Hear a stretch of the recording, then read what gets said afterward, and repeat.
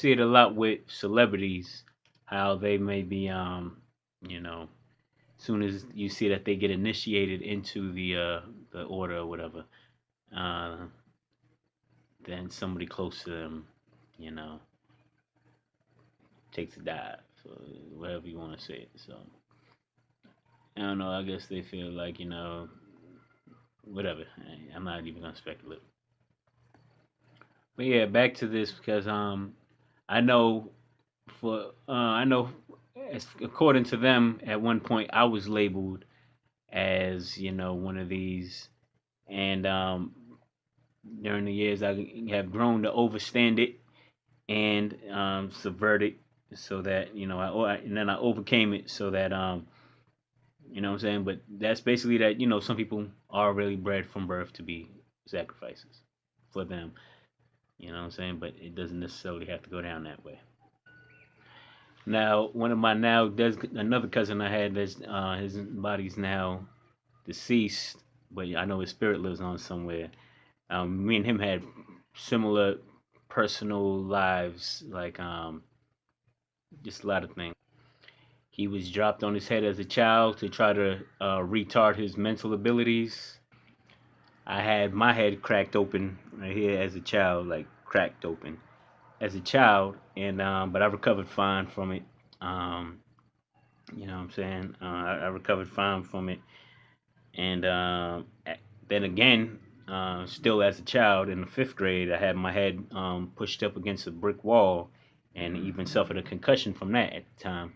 But then I recovered fine from that as well. So I mean, it could have been like two sides battling out for what they were gonna do to me or something, or however it goes down. I'm not really sure. Now I'm not saying my cousin was retarded. He wasn't like retarded or nothing. He still had his still had his he was still a normal person. But I'm just looking at the attempts to try to um, you know damage our life, our livelihood, or degrade our lives to a point. Like, that's the whole agenda of what they have for people who they declare to be their sacrifices, and not the aborted baby sacrifice. He's talking about the ones that they let live to a certain age and then yakety yak. So maybe there's something to do with something else. I don't know. Other similarities we had. He was the middle of three, and I'm the middle of five. So a while before he died in his 20s. But a while before he died, he was suspected, not really accused, but just suspected, and it was insinuated that he was had some dealings in child molestation or something. And I had similar issues that I had to deal with that in my teens. So he died a virgin, and they say from I don't know where I heard it from, but from like vampire tales, they say that virgin blood is the more power blood, you know something like that. Now I, on the other hand, I was made to feel worthless and felt like I was ugly. I was told I was ugly, my whole childhood and stuff like that. I don't think I don't really think so. Plus, I didn't lose my virginity till I was 19, so maybe it was my persistence and my resilience that made me go through this part of the program. So whatever that may have been, or maybe it was just help from higher powers or higher powers. So, but if it was higher powers, then what if these powers come from the doing the same thing? Then it's really just full circle of the same stuff. But I don't know where the powers come from necessarily. I don't know if they come from vampires, werewolves, or whatever the heck it might be. Um, but you know, so it could be anybody. Anybody. It could be everybody that gets put through the test. Maybe every single body.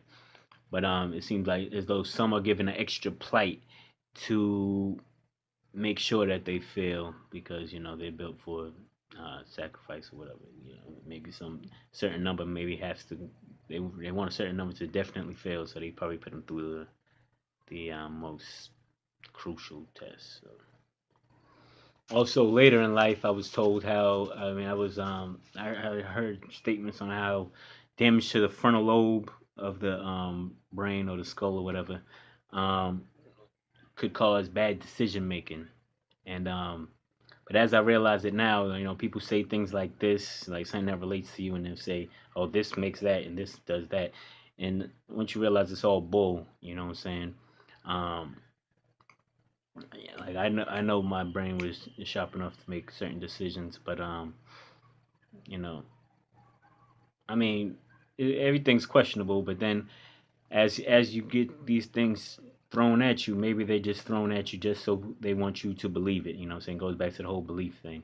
So, it's- so let's say if that was being true, then people are if you were put into a system of tests, but all your faculties to make the good decisions have been reduced, then it's basically set up to fail. So I mean, anybody trying to use anything to justify punishment for you is kind of false. It's like, would you punish somebody that was well, obviously you want to punish somebody that's like straight up retarded, but somebody's reduced in these abilities purposefully.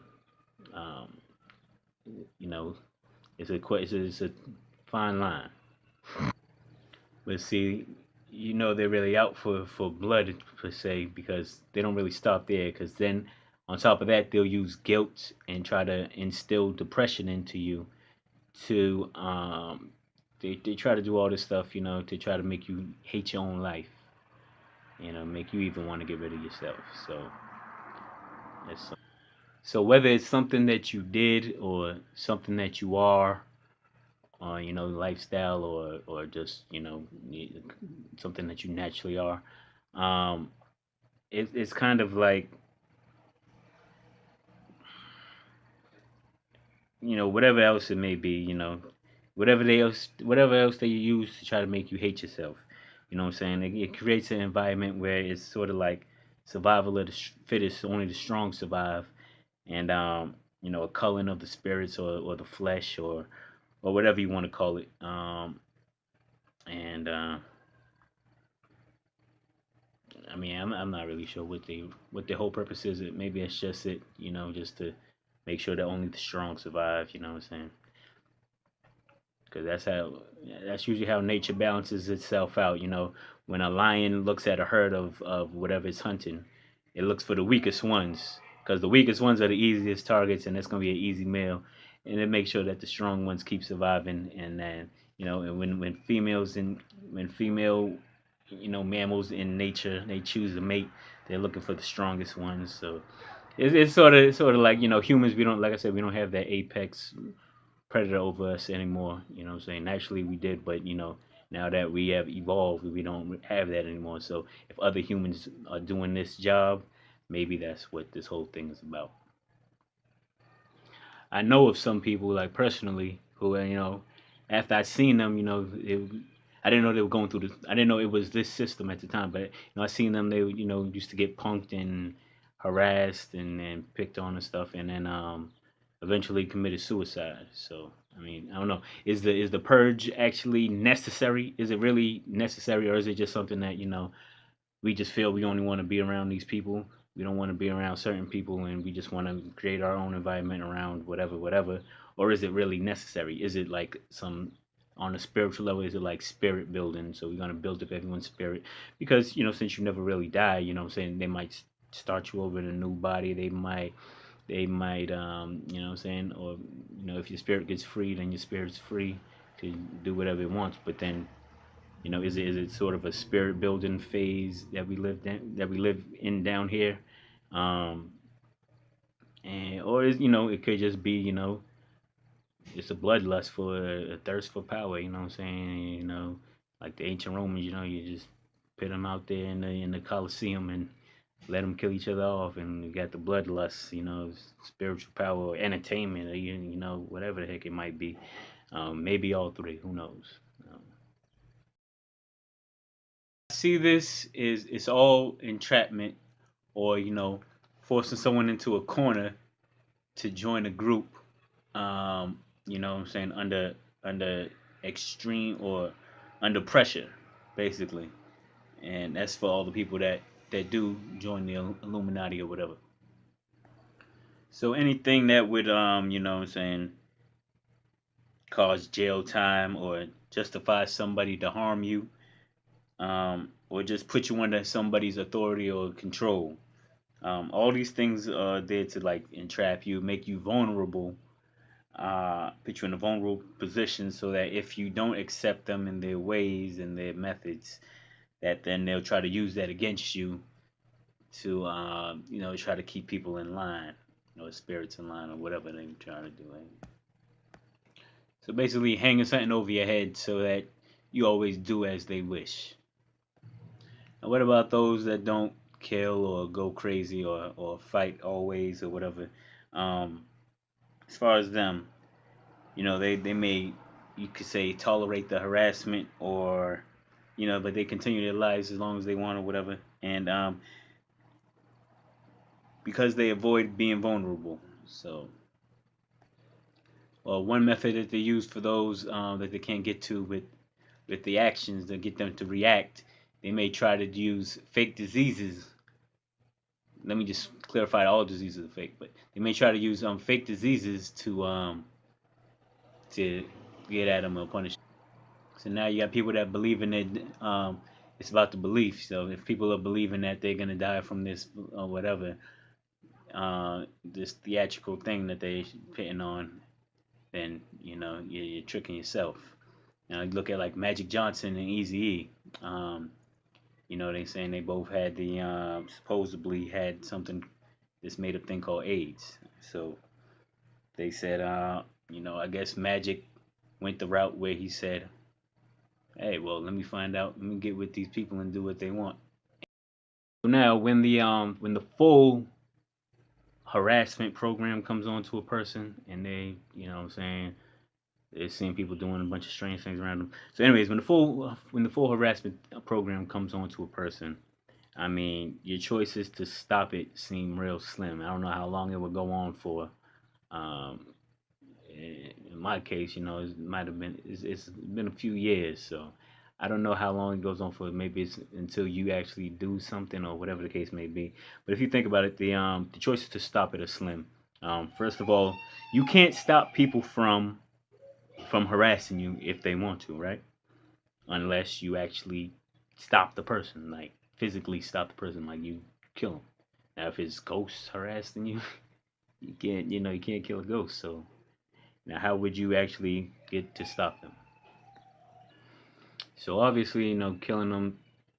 I mean, first of all, you're looking at it like, okay, it's the whole world against you. So if you thought you was gonna, just kill the whole world, like, good luck with that. First of all, and who would want to do that? And you're gonna be with the last one, last person breathing. Now, there's some other ways that you could try to work it out. One is to try to work with the people, try to find mutual ground or something that y'all both can agree on to where this would stop. Make an agreement, and also you could just try to desensitize yourself to everything that they're doing, trying to do to you, and then when you desensitize yourself, then you're immune to any attacks that they have. But both of those seem like uphill battles. Some go crazy, some get that, but some go ham, just trying to fight their way out of it, fight everything, and just keep on fighting. And then some fight to the point where they even, kill, or, what I'm saying? And some of these options seem to stop the harassment for those people, at least for maybe, at least for some time, right? It seems to stop the harassment. And, you know, without these people actually having to, pay for it with their own lives. So some of those are the options that I've seen that it'll stop people from being harassed, but who knows how their life is after that.